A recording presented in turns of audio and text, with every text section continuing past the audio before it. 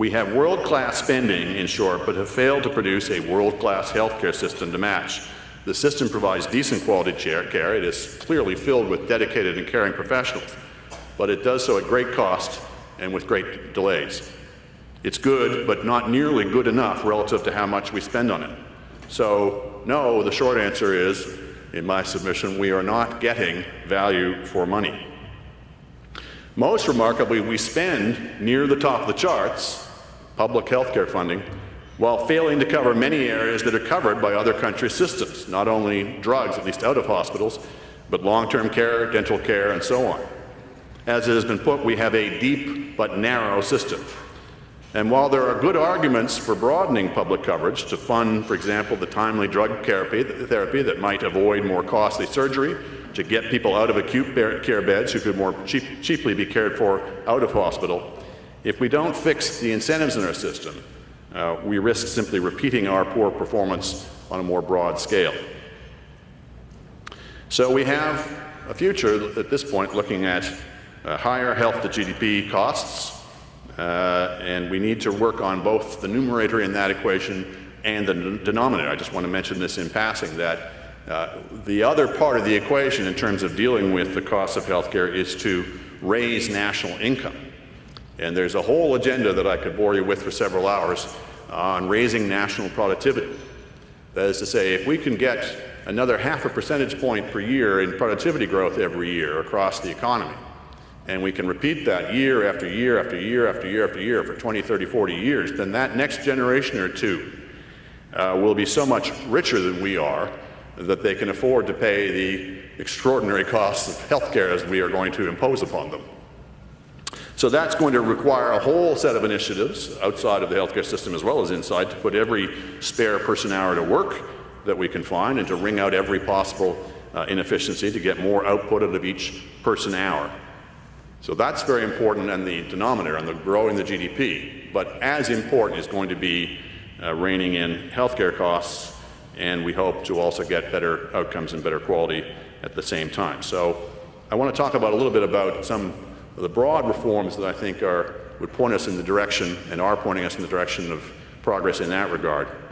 And I suppose I should pause here and say that I feel a little bit like the doctor who calls his patient in and says, I have some good news and some bad news. The good news is you're not a hypochondriac. 2, 3, 4. So if I can rephrase that in terms of the present discussion, the bad news, as I suggested to you, is that the healthcare system is radically inefficient.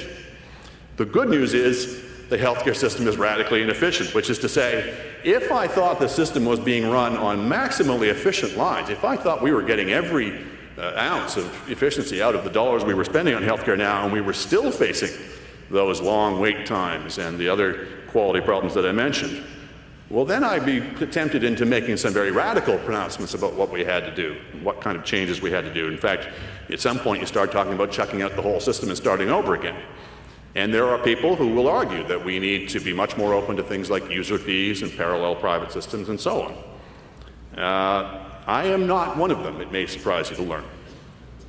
As things are, when I look at the system, there would seem to me such enormous room to find savings out of the existing model, a reformed model to be sure, but one that preserved its essential and most prized feature, universal access. And a glance at what they've been going through in recent years in the States should tell us what a magnificent achievement that was. It isn't that the Americans are stupid or uncaring, that they don't, even after Obamacare, they haven't yet got to universal coverage. It's bloody hard to do. It's hard to get everybody enrolled. It's hard to iron out all the wrinkles in the system and achieve universal coverage. But we have the opposite problem, that we've got more or less universal coverage, but we're not getting people timely care. So we have an opportunity and an imperative to deal with the inefficiencies in our system. If we don't, the pressure for what I view as false reforms like user fees and parallel systems will grow. In short, we have to change the system if we want to keep the system. The universal enemy is inefficiency. I make no apologies for being a green eye shade bean counter. We need bean counters. Bean counters are our friends. Because inefficiency, while it's to be avoided generally, is lethal in a healthcare system. The costs and the stakes, I should say, are that much higher when you're dealing with people's lives, not just their livelihoods, and when the resources are so stretched as they are now.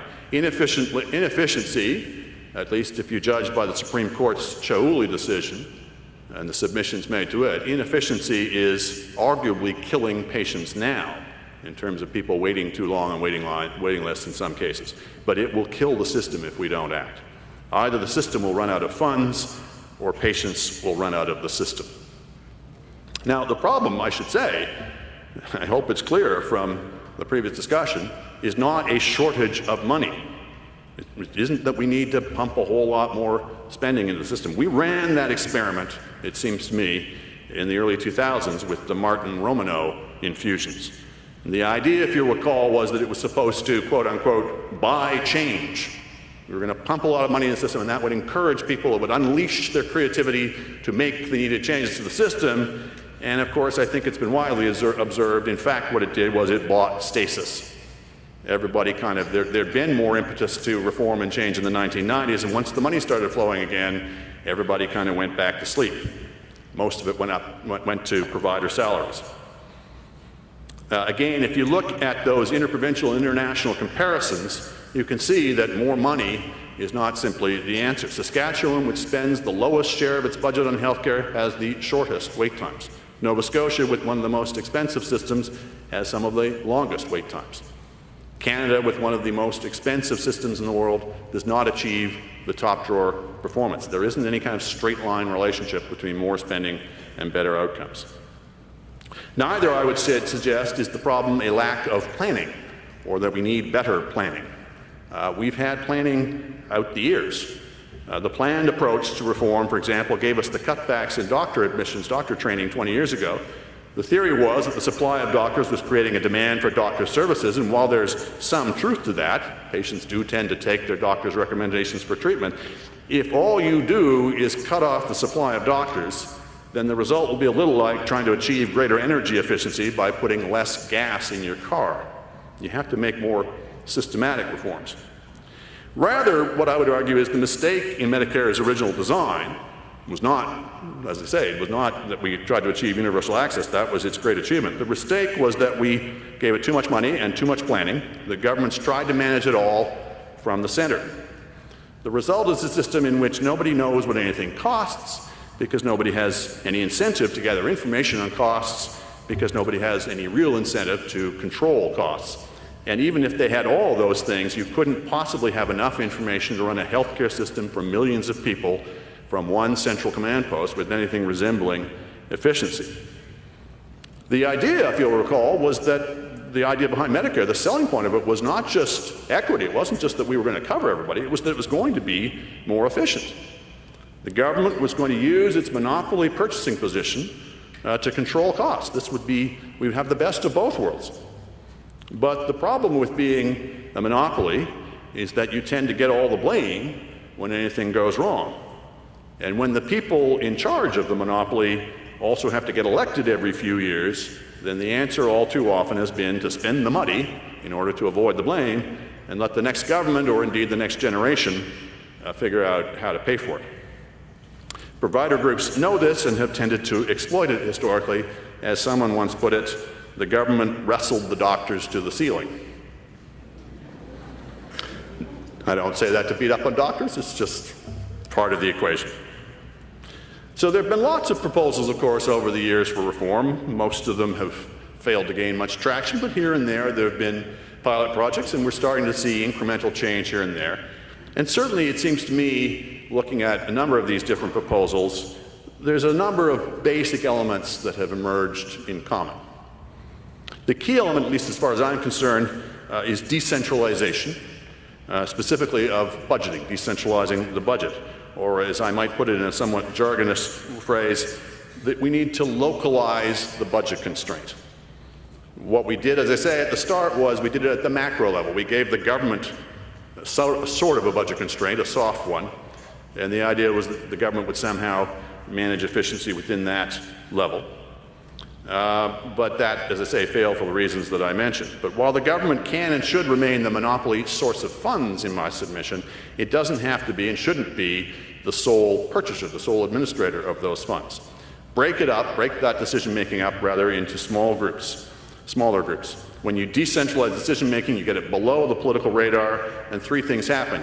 You find that each decision requires less information, you find that the consequences of getting it wrong are that much less severe, and the political pressure to make up for errors with more spending is that much less. Moreover, importantly, you open up the possibilities for competition in the management of public funds, either directly as groups compete to sign up patients, or simply in terms of being able to compare best practices and learn from each other's outcomes. Well, what kind of groups am I talking about? To be frank with you, I would go much further in the decentralizing mode than regional health authorities.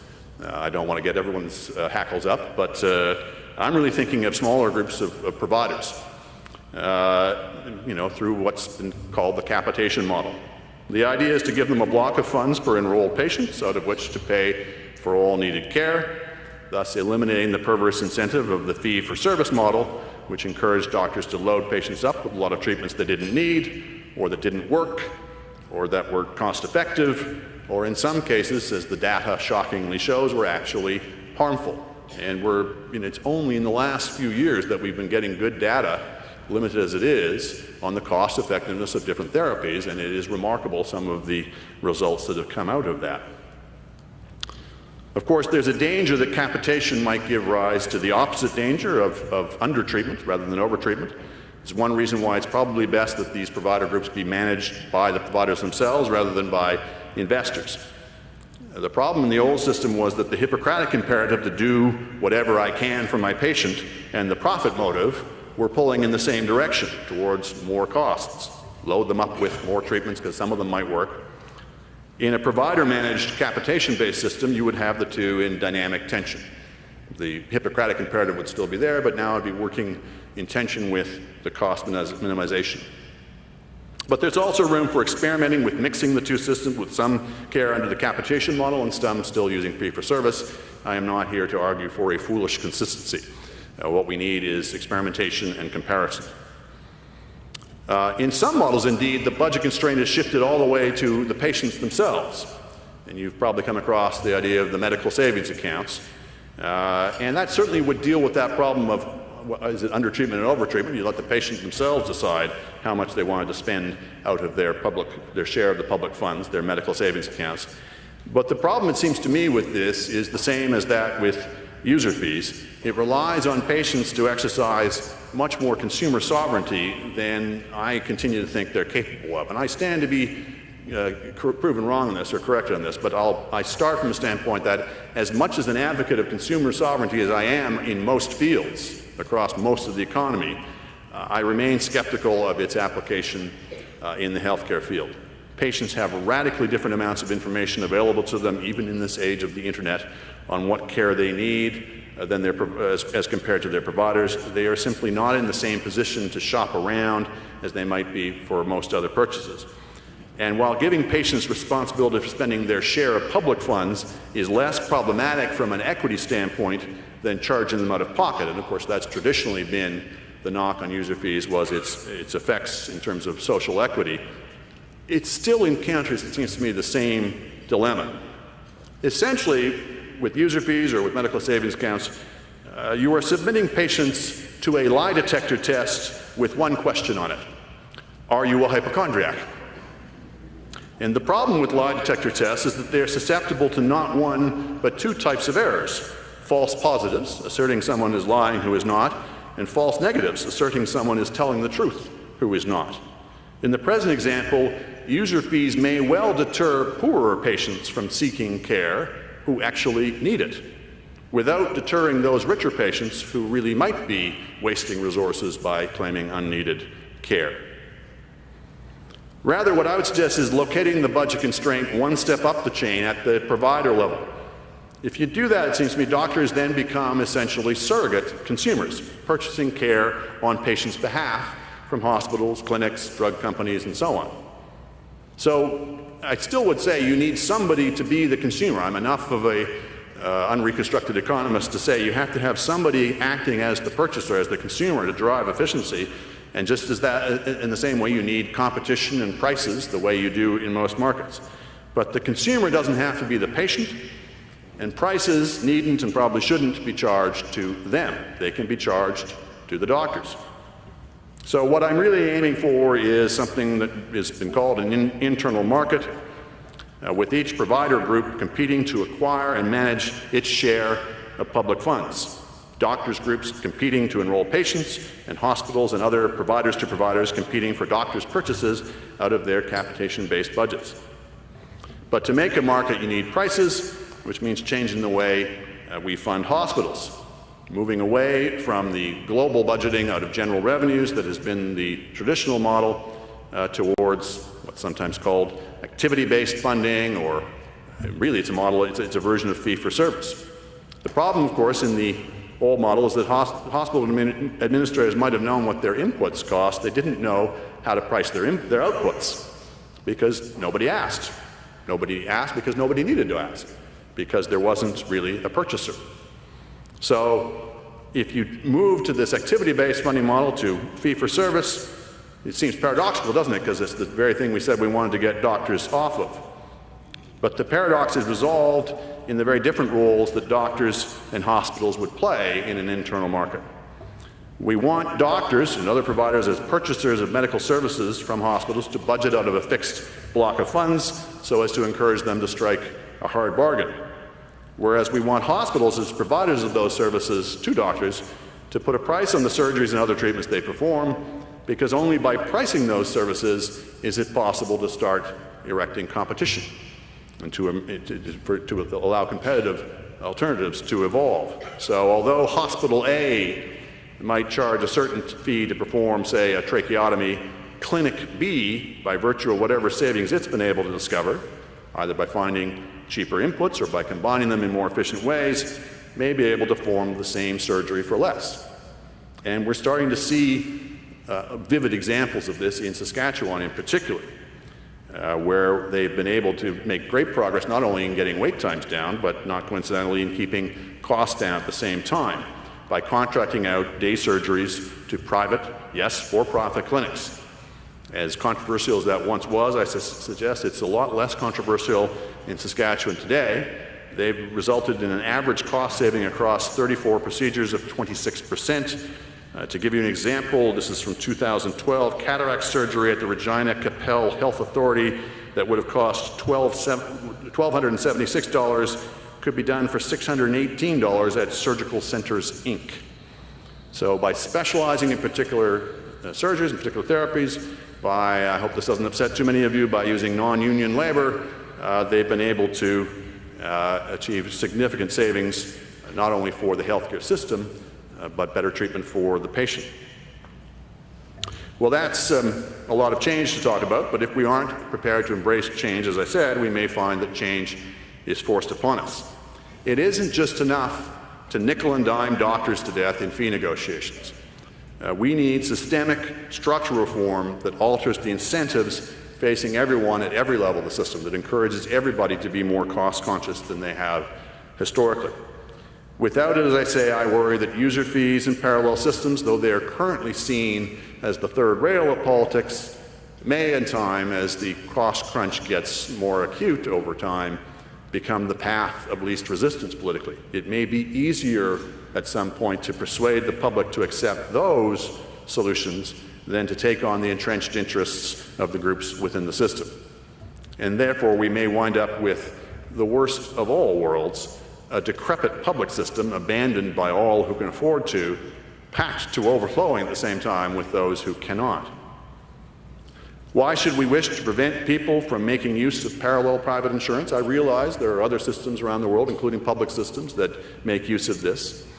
But it's always a bit of a gamble. It's always a bit of a problem to manage. The problem, of course, with insurance markets is that they tend to be unstable. They tend to be prone to gaming on all sides, where you have patients waiting until they're sick to take out insurance, so-called moral hazard, and you have providers and insurers refusing to take patients unless they're healthy, so-called adverse selection. The Obamacare reforms in the state in states essentially amount to tightening the bolts on a private insurance system to prevent that. So they force every worker to take out insurance, they force every business to provide it, and they force every insurer to take all customers, with the government smoothing over the cracks with public subsidies. But as we've seen, it's a work in progress at best. There's real concerns about the degree to which it's actually going to achieve cost savings, and it still hasn't achieved full universality, but it's the best they could do with that system. By the way, as you may or may not be familiar, the reason the United States is stuck with that system of employer-provided health care insurance, with all the problems that go with that if you lose your job, you lose your health care coverage, and all the other inefficiencies that are built into the system, stems back to World War II, if you're not familiar, which is that they had wage and price controls during World War II. And so if employers wanted to give additional compensation to their workforce, they weren't allowed to raise their wages, so instead they started offering them health care coverage. And it seemed like a good idea at the time. But I think a lot of Americans have come to realize that's not the most efficient way to do it, but as I say, to go in one bound to a single payer model was just simply more reform than the U.S. Political system was capable of, and it's a miracle that Obama was even able to get Obamacare through in the face of a hostile Congress, and we'll see whether it lasts after him. I suspect it will. Switzerland has a more refined model in which insurers are forced into a profit-sharing pool, and thus whatever a company might gain from gaming, from weeding out hard-to-insure or costly coverage patients, and therefore shifting those more expensive people onto other companies, they simply lose on the other side in terms of the common profit pool from which they're going to take their share. So it reduces the incentive sharply for that kind of gaming. And there are other models as well. I guess I would simply say that while in theory you could construct private insurance models that deal with some of those problems, the headaches that go with it, especially the political headaches, don't seem to me to be worth the benefit. I mean, for anybody in politics to even propose this would be political suicide, it seems to me, to begin with, for a very uncertain policy payout.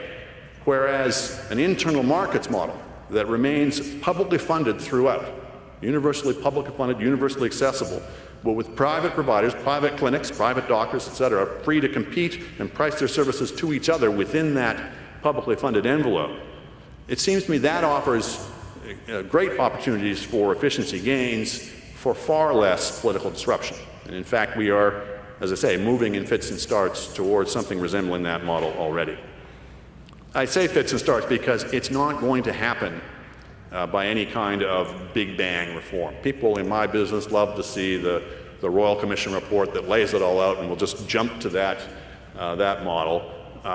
The political reality is the healthcare system is far too big, has far too many moving parts, has far too many interests involved, has far too many voters who get very worried, understandably, when anybody starts messing around with the system, as imperfect as it may be, that you're just not going to see that kind of big bang reform. We're going to see, as we have been seeing, pilot projects here and there, reforms, trial things, and hopefully we can keep the momentum up.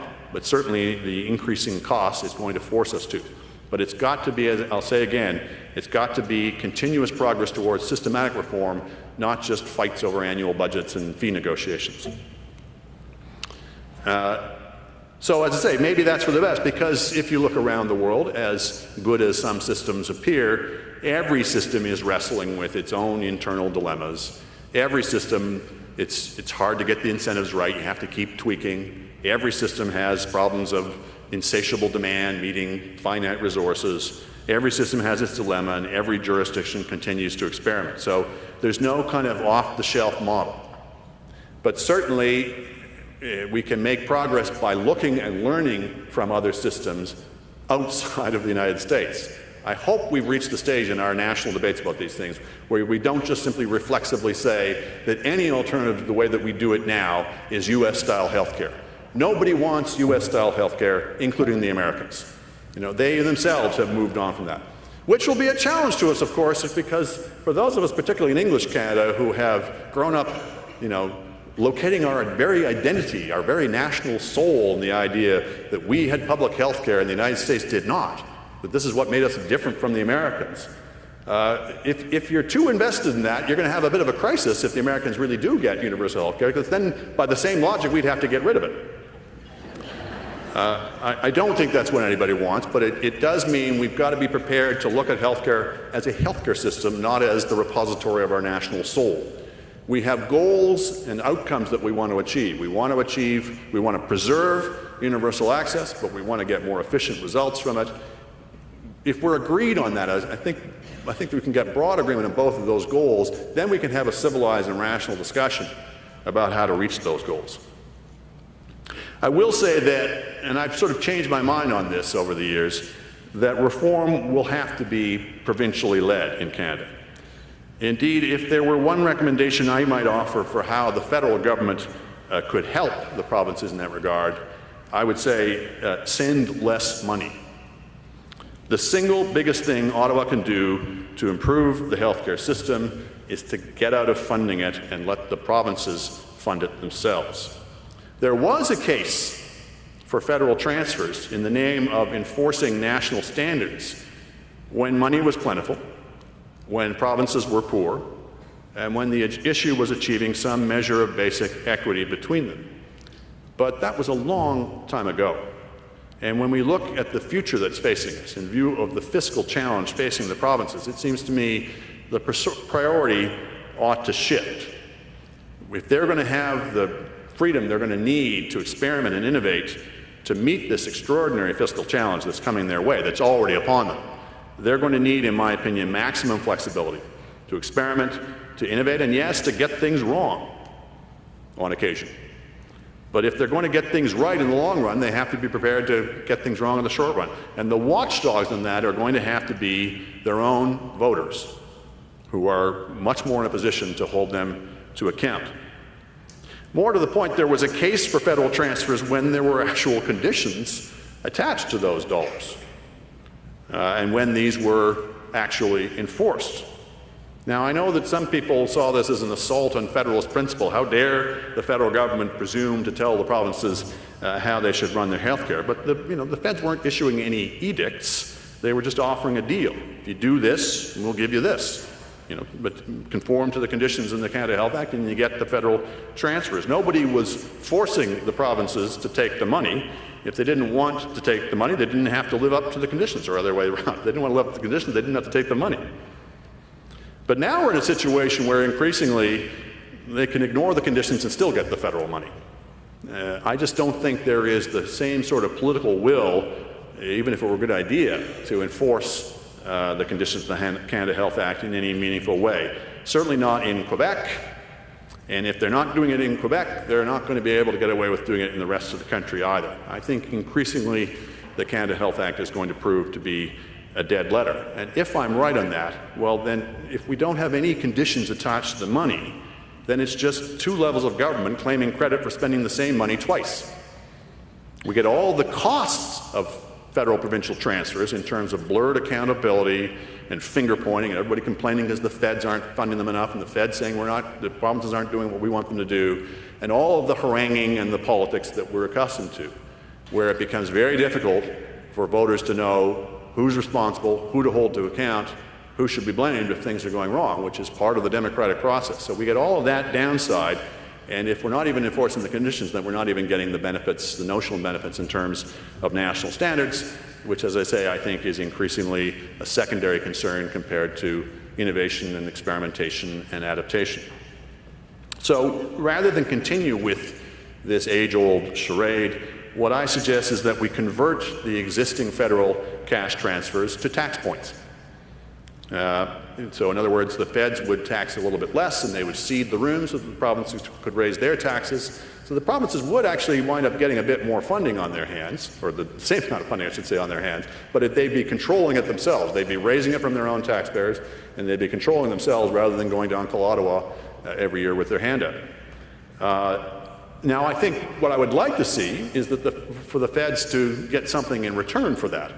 And I think there's the outline of a kind of grand bargain, if anybody were willing to take it up, which is the feds would get out of the healthcare management model in exchange for the provinces acknowledging and ceding the federal role over the economic union. in terms of enforcing the common market within our borders. So the feds would have less of a role on the social side, but a stronger role on the economic side, which was a big part of the reason for Confederation in the first place 150 years ago, was that we were supposed to have a free trade area within Canada. And as you will be aware, we are a long way from that all these years later. The feds have the power under the Constitution. I don't think there's any doubt from anybody who's studied the Constitution closely that the federal government has the power in law, if it were to use it, to enforce the common market, to knock down provincial trade barriers. But it hasn't felt it had the political legitimacy. And there's a lot of reasons for that. I think one of the arguments for democratic reform, for example, is that if we felt we had more ownership of the federal government, if they felt more that it was our parliament and not some alien power 1,000 miles away, then we would be more willing to acknowledge federal legitimacy and federal, indeed, supremacy in some areas if it came down to a fight between Ottawa and our local provincial government. As it is now, whenever there's a fight, the feds mostly have to back off. So democratic reform is part of it. But a grand bargain where the province is formally acknowledged, yes, we are going to take more ownership of the healthcare system, but we're going to recognize and affirm that it is legitimate and right for the federal government to act as it does, as federal governments do in every other federation around the world, to enforce the common market within our borders, to achieve that kind of singular goal of the Fathers of Confederation. I think that would also be to our benefit. So that is the broad overarching model that I have in mind, that I see signs of change here and there in the provinces working towards this. I'd be interested in hearing your comments and your feedback and where you think things should be going, but that's my general take on whether we're getting value for money and how we might get more value for money in future. And thank you very much for your attention, and I stand ready to take your questions.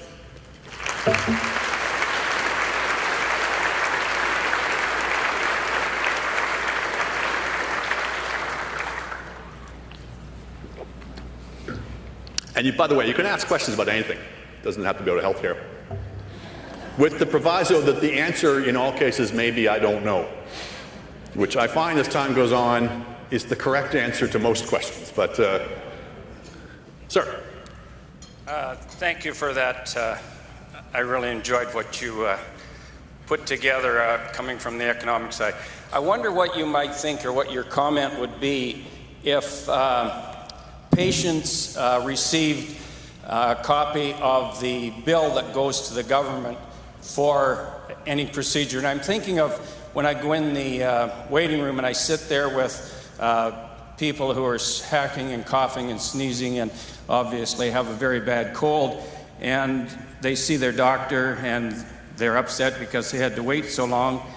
And when they see the doctor, he tells them they've got a very bad cold and they should probably go home and have a hot toddy.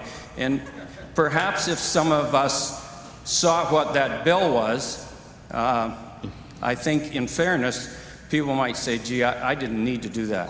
Yeah. I wonder what your comment might be on that. I have no aversion. I mean, more information is always better. And we should all of us be as better and as well informed as we possibly can about the healthcare system.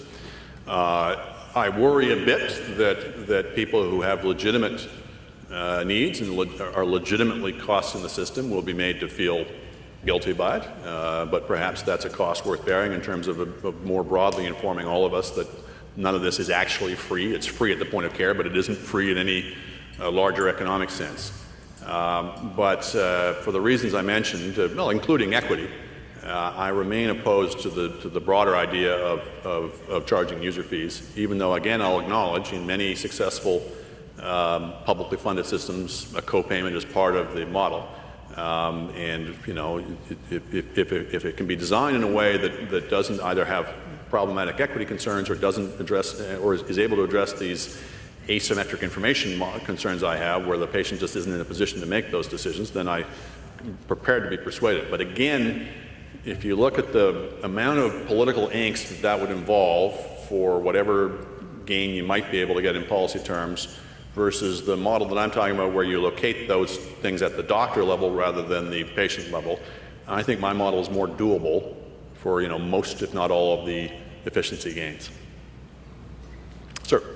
I'm Sean Blaine. I'm a family physician here in Stratford. Really enjoyed your perspective and your challenges and your big picture approach to this.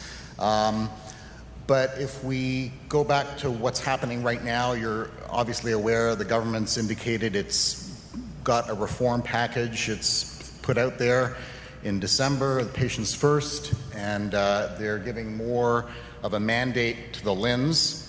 What do you specifically think about that? What do you think of the LHINs? And if you were the head of the LHIN, what would you do? That's where I say I don't know. I will say, and I've only just begun to sort of dive into this, but if it's not upsetting people here, I have talked to a number of people in the field who are skeptical of the advantages of the regional health authority approach. That, again, as I was saying, what I have heard, some of the feedback is you don't get enough of the decentralization bang. You need to sort of locate those incentives much more close to the ground. But I don't pretend to any particular authority on how LHINs should be run, nor have I really looked closely at the Ontario model of reform. So I'll have to plead we'll do more work on it to you. Maybe I'll come back to you. If you want to send me an email, I'll give you some thoughts when I've done a bit more research on that. Sir.